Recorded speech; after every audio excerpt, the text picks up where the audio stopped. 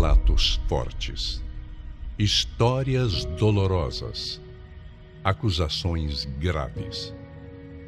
Mas o que exatamente está sendo dito aqui?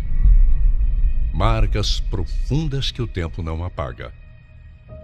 O Brasil já viu isso antes.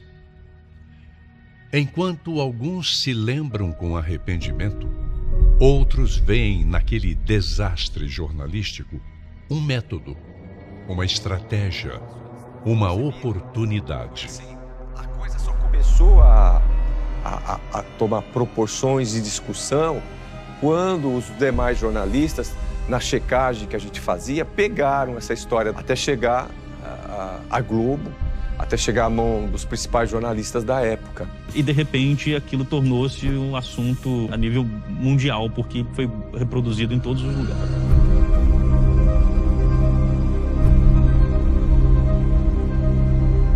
Nossos repórteres ouviram mais de 20 pessoas, entre ex-arautos, pais de crianças e adolescentes que vivem isolados em seus internatos. São relatos de uma rotina de alienação sem contato com o mundo exterior. Situação confirmada por laudos feitos a pedido do Ministério Público, que o Fantástico revela agora, com exclusividade. Então o que a gente verificou foi uma série muito grande e muito grave de violações nos internatos. As acusações careciam de fundamento. Os pais, em defesa de seus direitos e dos direitos de seus filhos, buscavam apenas uma coisa: que suas vozes fossem ouvidas. Mas uma inexplicável aversão levou um pequeno grupo a unir-se e usar de todos os meios, lícitos ou não, para difamar sem o menor escrúpulo ou reserva. Então, gente, esse negócio das mães, assim, eu compartilho aqui com vocês, mas não para vocês desanimarem. Tem que continuar abordando mães mesmo que uma seja grossa, outra seja educada, não acredite, não pode parar, não pode. Não podemos desanimar, esse trabalho ele é muito importante mesmo, de formiguinhas, né, e catando as mãezinhas. Então a gente precisa continuar, a gente precisa fazer comentário, a gente precisa incomodar, então a gente vai continuar infernizando. Não, infernizando não, né? Eles aqui infernizam. A gente vai continuar perturbando. Uma mentira contada 1000 vezes se torna verdade.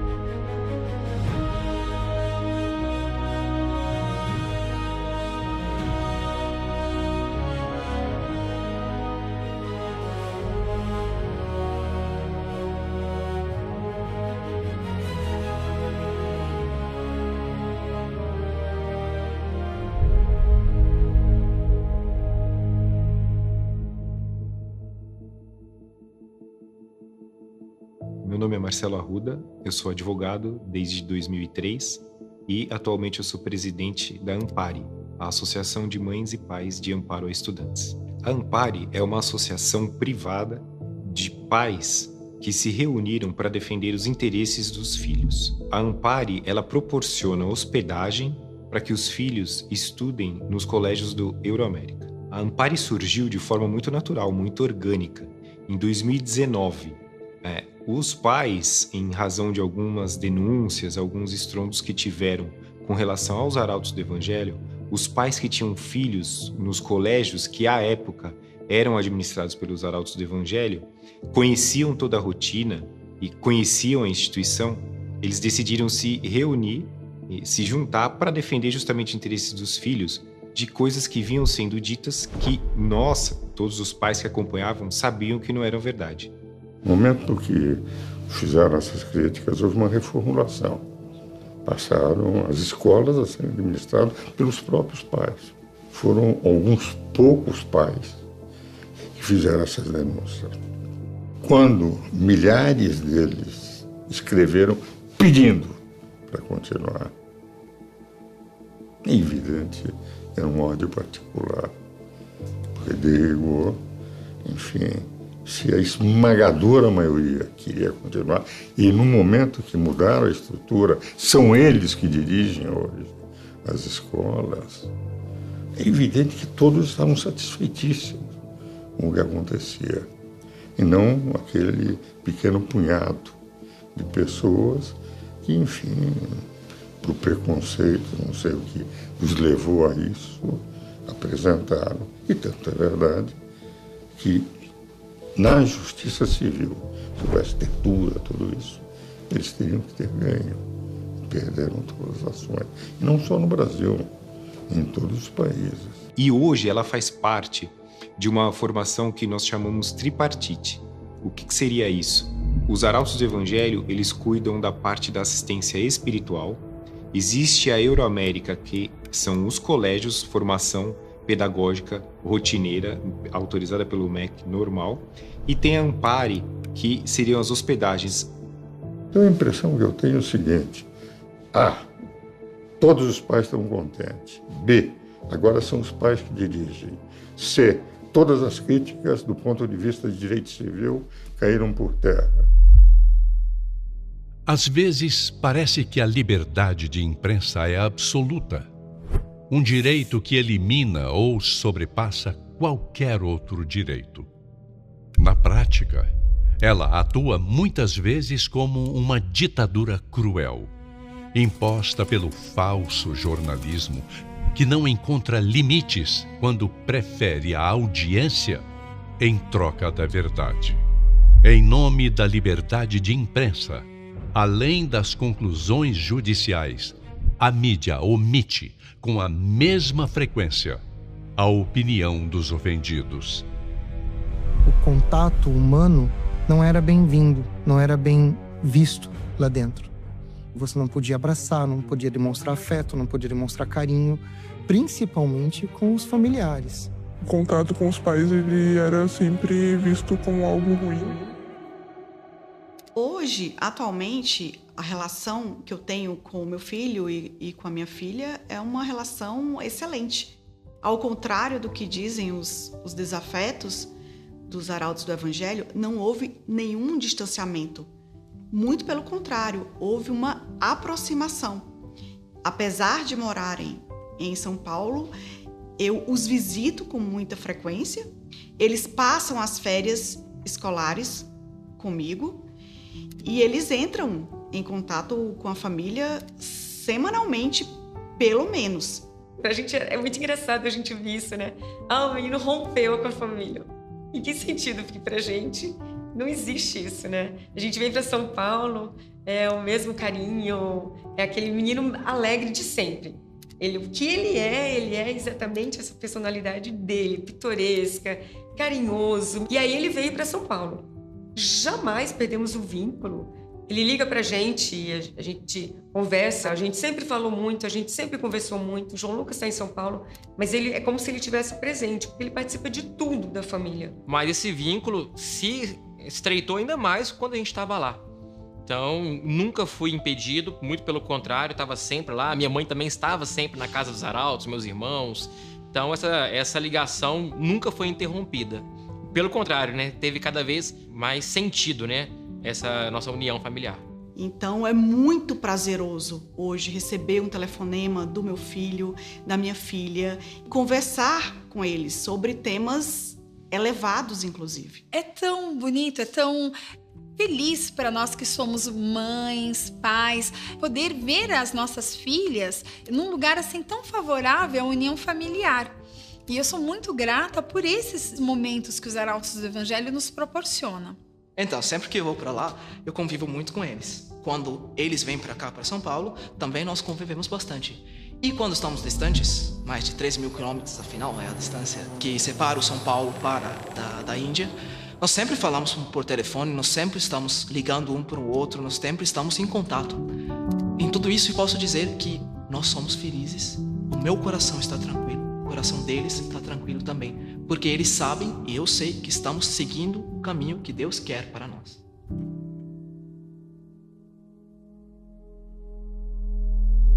Sobre a acusação de exclusão do convívio familiar, temos evidência, nos dados colhidos nos testes e nas entrevistas realizadas, com familiares e com alunos, de que se trata de acusação que não coincide com a verdade. Os testemunhos colhidos, inclusive em outras ocasiões e fartamente divulgados nos mais diversos meios de comunicação, tanto espontânea como intencionalmente, também vão nesse mesmo sentido. No que se refere ao possível impacto dessa exclusão na estruturação da personalidade dos jovens, não há um único fator que corrobore esse argumento. Ou seja, olha que interessante, né? A gente percebeu aqui, é que o jovem, ele entende que ele precisa mudar, ele precisa se fortalecer, não só para que ele se estruture melhor como pessoa, né? Pessoalmente, portanto, né? A gente poderia dizer livre dessa família, mas não.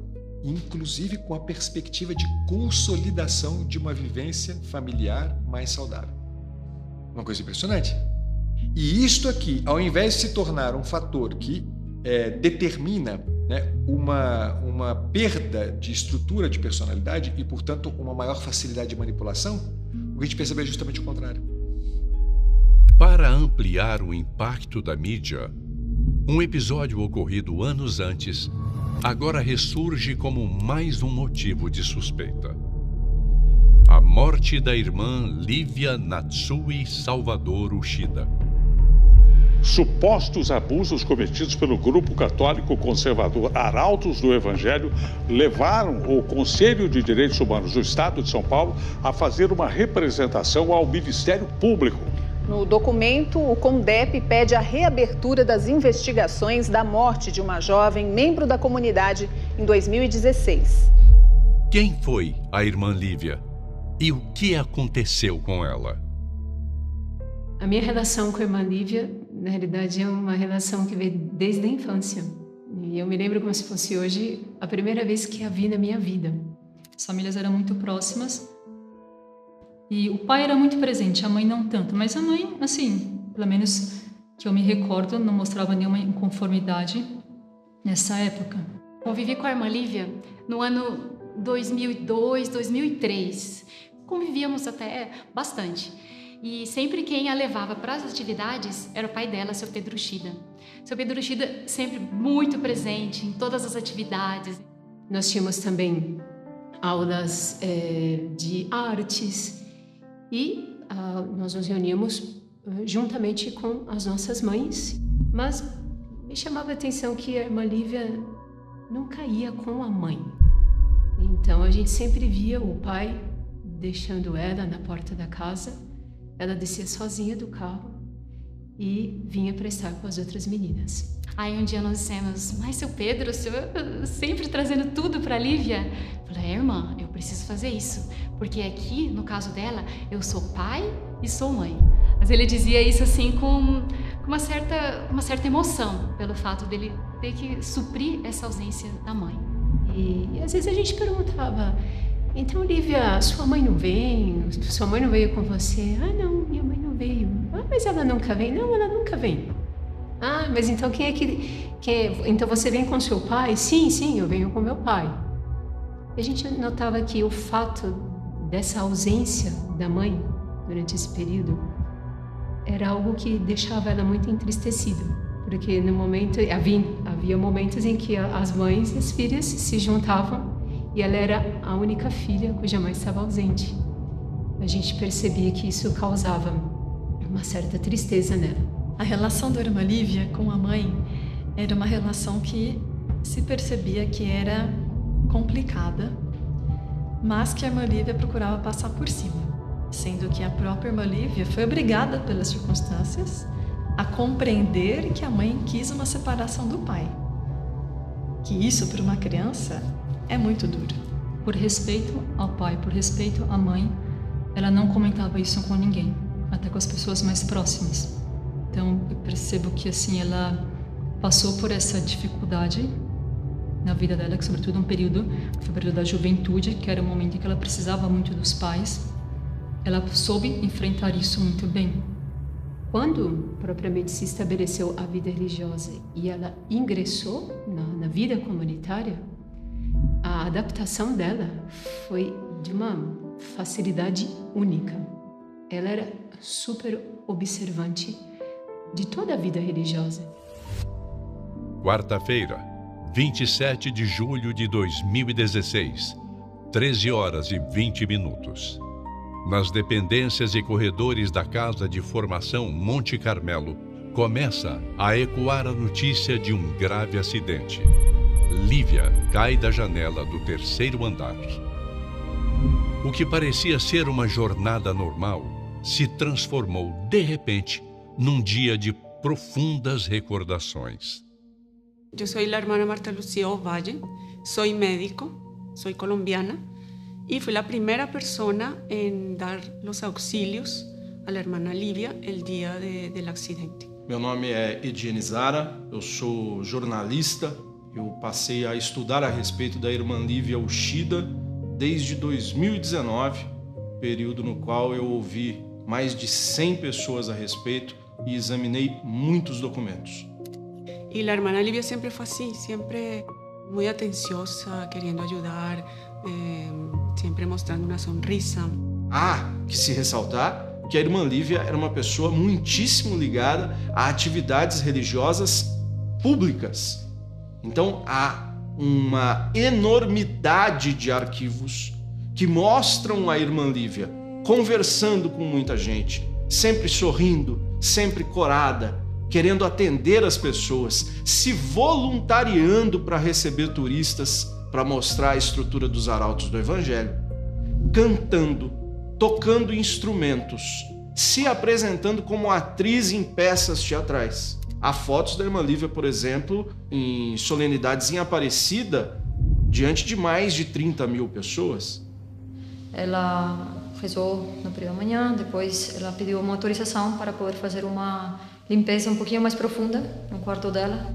E nesta cela, ela resolve limpar a janela. Ela está sozinha, não dá para saber exatamente como se concebeu o momento da queda, do escorregão, do tropeção. Bajando a escalera já para o comedor, quando uma hermana me avisou, me dijo, a hermana Lívia se cayó e está a parte de atrás del éremo. Pensé que sería una caída común, un desmayo o algún tropiezo. Ahí me dirigí rápidamente porque percibí que la hermana estaba conmovida. Uma queda de 15 metros. Lívia cai em pé e não consegue evitar com as mãos o impacto das costas e da cabeça. Ela sofre um traumatismo crânioencefálico. Em seguida, começa uma hemorragia que a levará em alguns minutos à inconsciência. Entonces fui y vi, había unas 3, 4 personas alrededor de ella. Ella estaba en el piso y de lejos percibí que ella se sentaba, se acostaba, estaba consciente totalmente. Ahí me acerqué, le pregunté qué había pasado. Ella estaba con el impacto emocional de una caída de un 3º piso, que no es poca cosa. O socorro, ele é prestado de maneira imediata e eficaz. Un tiempo después llegaron los bomberos, entonces fue inmovilizada, ella se fue quedando más pálida, conversaba menos. Lo que me acuerdo que más comentaba era, estoy pasando muy mal, me estoy sintiendo muy mal y voy a morir. Eso era lo que más decía. La hermana Lívia se encontraba en la parte de atrás de Monte Carmelo y el helicóptero que ya estaba llegando solamente podía aterrizar en el patio principal. A queda é às 13 horas e 20 minutos. Até o falecimento da irmã Lívia, todas as tentativas de salvamento são feitas. A última delas, pela médica que desce do helicóptero. Cada vez la hermana Lívia iba teniendo menos posibilidades de vida, la doctora lo iba comunicando, hasta que ya, una vez que el corazón no funcionó más, ella no respondía más neurológicamente. Y cuando vio que ya realmente no estaba respondiendo a las maniobras de reanimación, ella declaró que ya había muerto la hermana Lívia. Ella en ningún momento quedó sola. Y el cuerpo de ella jamás fue arrastrado. Ella estaba en la camilla rígida. Ella estuvo ahí hasta que llegó la parte legal para hacer la pericia necesaria. São aplicadas todas as técnicas, feitos todos os esforços, mas tudo é em vão. Às 15h44, a irmã Lívia é declarada morta. 1 hora depois, a polícia militar já está preservando o local. Tanto o quarto dela quanto o lugar do acidente estão resguardados pelas autoridades. Quando perceberam, né, que tinha acontecido o acidente, se fez de tudo para ajudá-la. Chegou um helicóptero no pátio do Monte Carmelo, ele destroçou todo o pátio, mas não se mediu esforço para tentar ajudá-la, né? Quando viram que ela já tinha partido, um deles se aproximou, tocou nela e fez o sinal da cruz. Porque ele percebeu que o ambiente era outro. Não tinha sido nada do que se diz por aí, né? Porque eu a vi, aliás, ela estava subindo as escadas, antes dela falecer, subindo as escadas, e eu estava descendo e cumprimentei ela. Salve Maria, irmã Lívia! Ela era uma pessoa muito boa, da qual todo mundo queria ficar perto e não sair mais, né? O que mais que eu posso falar dela? É tanta coisa que eu vivi com ela, fiz teatros com ela, cantei junto com ela, estive acolitando missas junto com ela, e o senso que ela tinha da vida religiosa, como ela levava a vida religiosa, era especial. Os jornais, omitindo o laudo da perícia, anos depois, envolveriam um caso com rótulo de mistério. A partir daquele dia, o sensacionalismo das manchetes estampava: morte suspeita. O termo morte suspeita é muito chamativo. Então tem vários colegas de profissão que preferem optar pelo uso desse termo, morte suspeita, como se fosse chamariz para um crime, como se fosse algo absolutamente ilegal, porque isso rende clique, rende audiência e interessa para muitos. Porém, é na esfera das investigações que nós vamos desvendar, num caso de queda em altura, se houve um acidente, um suicídio ou um homicídio. Realmente, né? A morte, ela sempre começa suspeita até se analisar se ela é um acidente, né, um fator natural ou um crime, né? Então, dentro do inquérito policial, são realizados, né, provas técnicas, perícias, né?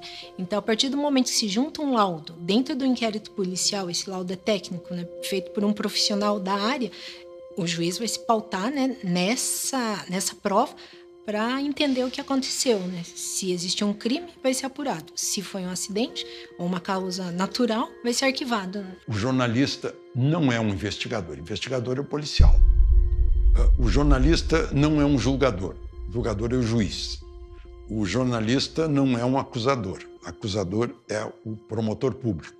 E o jornalista tampouco é o advogado, porque o defensor é aquele que trabalha para fazer advocacia.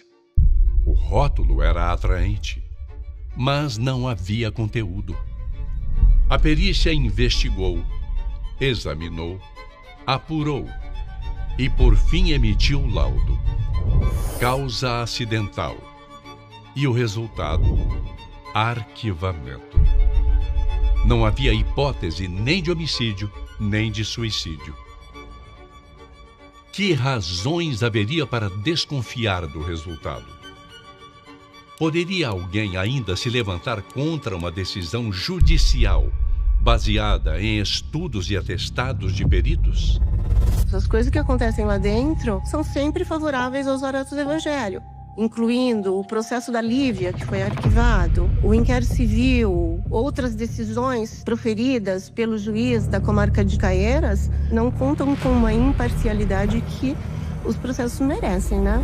Imagine todo um trabalho ali de anos de várias autoridades selecionadas pelo Estado, não ao acaso, mas com base em critérios objetivos, e alguém diz, não concordo. Olha, validamente, essa conclusão de não concordar não repousa em absolutamente nada. O que vale é a decisão judicial final. Desconfiar disso é desconfiar da corporação da Polícia Militar, é desconfiar do Corpo de Bombeiros, é desconfiar da formação médica de 2 médicas, do compromisso que elas fizeram com a ética, com a moral das profissões. Juridicamente, quando o inquérito é arquivado, significa que a autoridade policial apurou o tema, apurou os fatos e concluiu que não há ninguém a ser responsabilizado, concluiu que não há, por exemplo, um contexto de crime.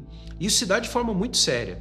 Casos como, por exemplo, uma investigação acerca de um eventual homicídio ou de um crime contra a vida, podem inclusive envolver grupos dentro da Polícia Civil que são muito técnicos, a Polícia Técnico-Científica, cujo o cargo envolve um tal nível de sofisticação que os seus ocupantes são chamados de peritos. Então não se pode, após os fatos serem levados ao Poder Judiciário ou a outras autoridades estatais que têm legitimidade para apreciar esses fatos, por exemplo, um veículo de comunicação, fazer matérias ou narrativas de modo diverso daquilo que foi apreciado e manifestado e dito, né, e certificado pelo Poder Judiciário, né, na sua fase judicial ou por meio de suas investigações.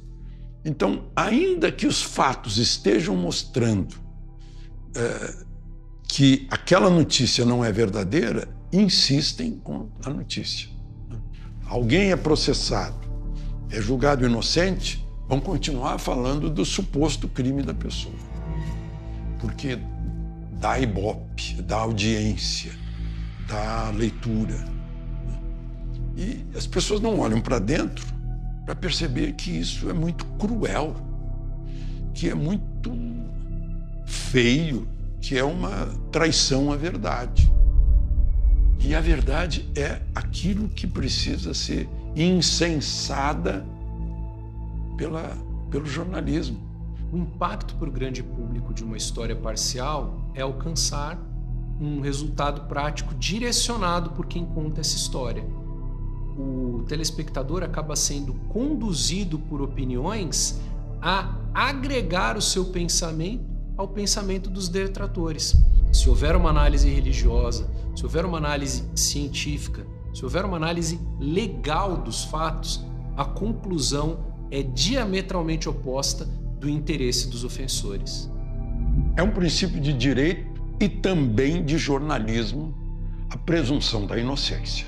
Não se pode presumir culpa em alguém sem que haja prova dessa culpa. Isso é tão básico para o jornalismo quanto é para o direito. Se a gente passar essa fronteira em nome da liberdade de imprensa, isso não está sendo liberdade de imprensa. Está sendo um tipo de agressão a uma pessoa, a uma empresa, a uma instituição. A mídia não teve pudor. Uma onda de agressões e calúnias sem piedade se abateu sobre famílias, estudantes, religiosos e até sobre a vítima de um acidente. Embora o Poder Judiciário tivesse claro que as acusações relacionadas aos menores eram falsas e todos verificassem por laudos de peritos, a causa acidental do falecimento da irmã Lívia da noite para o dia, por uma estranha inversão de métodos, os acusados tinham que demonstrar sua inocência. Em vez de exigir provas de crime aos acusadores, a mídia sentenciava. As provas eram as acusações, era o boletim de ocorrência, enfim, o inquérito era a prova. Ela me entregou o boletim de ocorrência, me relatou como foi a situação, que ela estava disposta a denunciar e que eu poderia usar o boletim de ocorrência dela nas denúncias formais, Ministério Público, etc. E eles começaram com o assédio processual.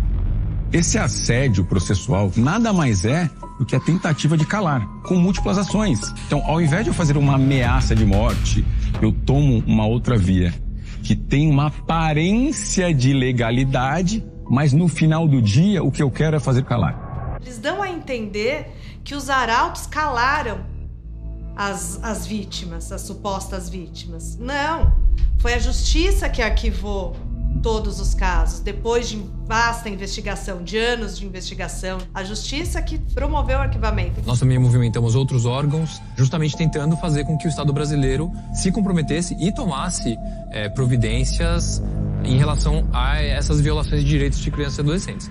Mas o que a gente verifica até o momento, infelizmente, é que o Estado brasileiro vem falhando completamente nesse dever. O Ministério Público foi ao STJ, o Superior Tribunal de Justiça, e o Superior Tribunal de Justiça, à unanimidade, 5 ministros falaram: isto aqui é totalmente indevido, analisaram o mérito com profundidade e chegaram à conclusão: isto aqui é um absurdo.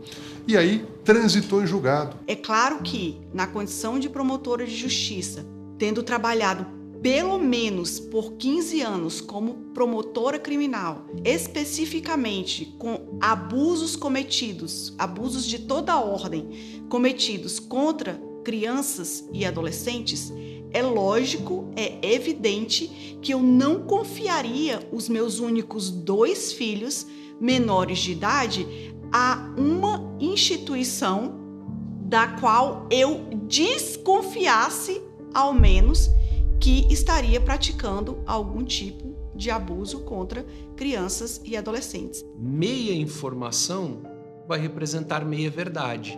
Divulgar que alguém foi acusado, mas omitir que o resultado de uma acusação foi a absolvição, foi o arquivamento de um determinado inquérito, foi uma conclusão em sentido contrário àquela acusação, isso não é jornalismo.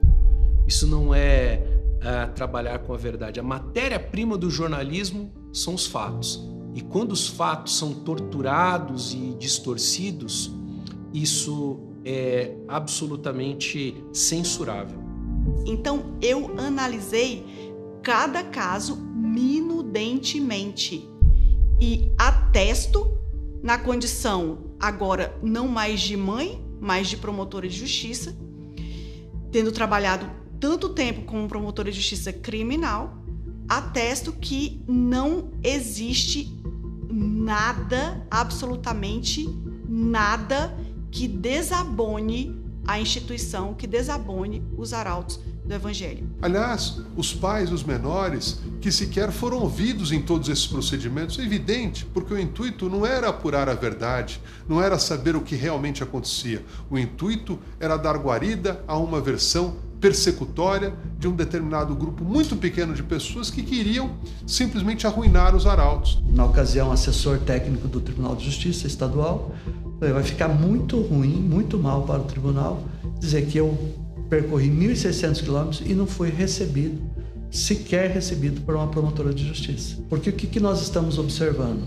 Nós estamos ouvindo notícias de que o Ministério Público está dando ouvidos para um grupo reduzido, mínimo de pessoas, e nós que somos os pais e que os próprios filhos, alunos que estão participando da ordem não estão sendo ouvidos. Todos os pais de todos os alunos, de todos os menores de idade que frequentavam os arautos, ingressaram na ação, falando que essa era a educação que eles querem dar para os filhos, que eles estavam de acordo com todas as formas com que os arautos educavam seus filhos, que eles tinham contato com os filhos todo final de semana, todos os dias, que não tinha nenhum impedimento de conversar, enfim. A juíza analisou todas essas provas e entendeu que não havia ali menor vulnerável. Nós acompanhamos nossos filhos em todas as atividades, tudo que eles fazem, e se nós tivéssemos identificado o menor problema possível existente na ordem, não precisaria nem Ministério Público, nem qualquer órgão para dizer para nós o que nós teríamos que fazer ou não. Nós, como pais e responsáveis, seríamos os primeiros a retirar o filho da ordem. Ou seja, toda esta questão já foi examinada, já foi transitada em julgado. E eu digo, este inquérito civil trancado, esta ação civil pública absolutamente indevida, intentada pela Defensoria Pública, ao arrepio do entendimento do Supremo Tribunal Federal, que só dá legitimidade à Defensoria Pública em casos de criança em situação irregular ou sem a devida proteção. No caso dos arautos, todos os menores estavam representados pelos seus pais no processo. Muito embora o defensor público tenha prestado depoimento falando sobre a ação civil pública da Defensoria Pública é segredo de justiça, tudo segredo de justiça. Quem é parte em um processo que tem o segredo de justiça decretado, não pode tratar deste assunto fora dos autos. Deve conter os debates apenas e tão somente a relação processual. Fora dali é onde o segredo se manifesta. Ele não pode, por exemplo, dar entrevistas ou tratar do assunto sob pena, inclusive, de violar a determinação do juízo. Uma vez decretado sigilo, seja num processo civil, seja num processo criminal, qualquer um que violar esse sigilo, pode ser o juiz, Ministério Público, advogados, servidores que têm acesso, algum jornalista de maneira fraudulenta que tenha acesso àquele processo e publica dolosamente, né, com consciência de estar fazendo isso, é o crime de violação de sigilo. A pena pode chegar a 5 anos de prisão. Então vejam que circunstância inadequada esse pseudodocumentário. Documentário que traz a fala do defensor público como se testemunha fosse quando ele só tomou ciência dos fatos por ter atuado num processo indevido para o qual ele não tinha legitimidade. Ele, que no mistério de sua função, deve ser o primeiro a guardar o segredo de justiça. E ele, ao contrário, é o primeiro a desprezar o segredo de justiça, a fazer declarações indevidas e mais, além de indevidas, de um processo que ele sequer poderia estar.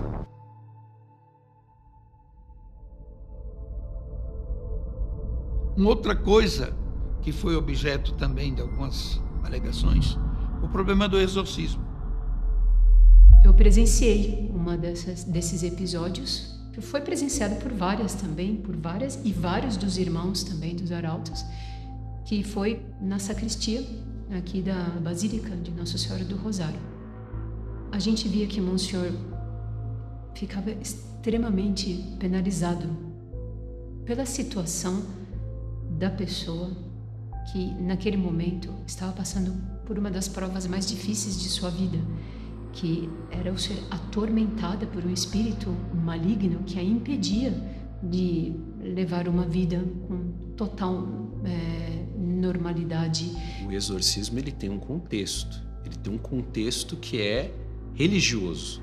Evidentemente, está falando de algo que demanda até um preparo do sacerdote, fora de um contexto de fé e fora de um contexto daquela experiência. Isso pode ser objeto até de um filme de terror, né?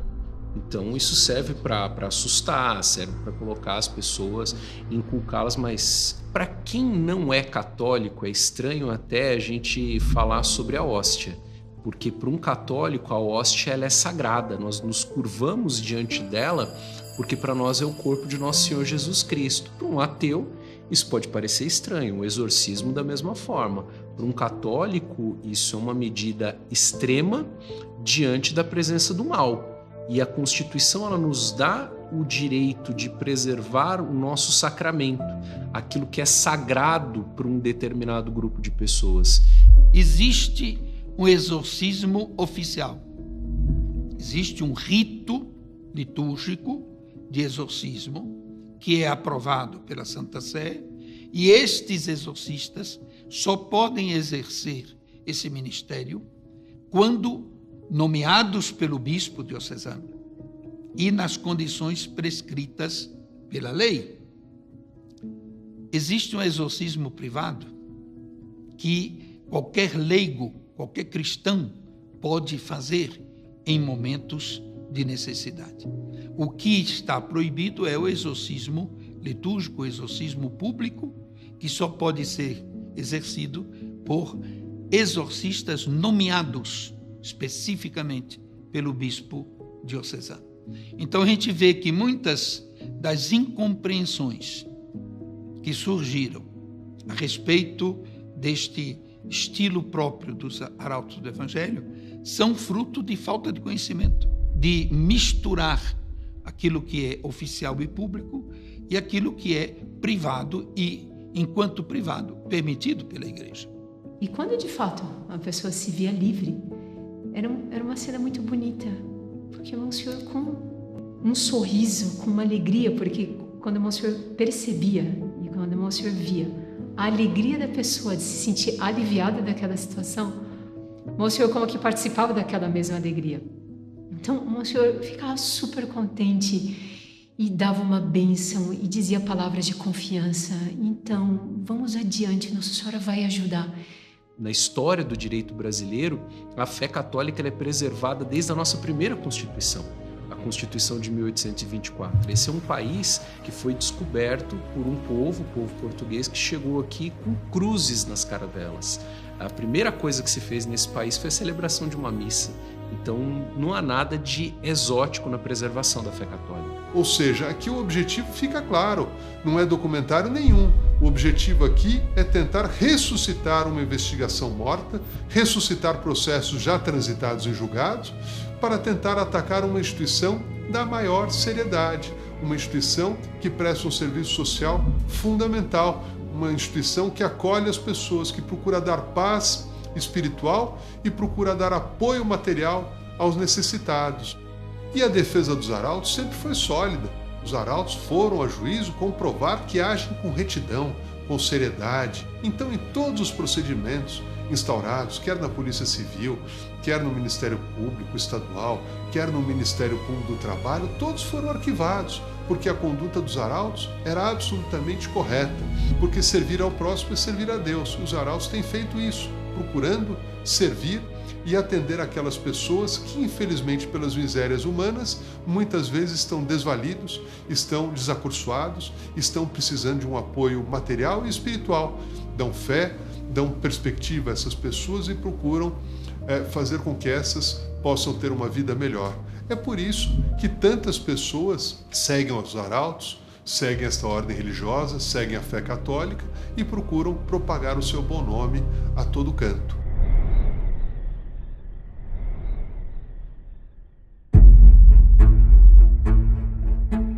Para a justiça, quem faz uma denúncia falsa é um criminoso. Nossa, mas eles estão lá nos arautos, eles não são preparados para estar no mundo. Ledo engano. Primeiramente, vamos dizer o que não é o comissariado. Num ambiente de polarização ideológica, de redes sociais massivas manipulando aí. Isso resvala à intolerância religiosa. Esse posicionamento tão contrário. Foram visitadas todas as sedes. Todos os membros foram entrevistados. Nós, jornalistas, fomos os executores da pena de morte. Os arautos ganharam todas. Todos os processos foram vitoriosos. Eu gostaria que muitas realidades da Igreja Católica tivessem a profundidade, tivessem a seriedade, tivessem a autenticidade dos arautos do Evangelho.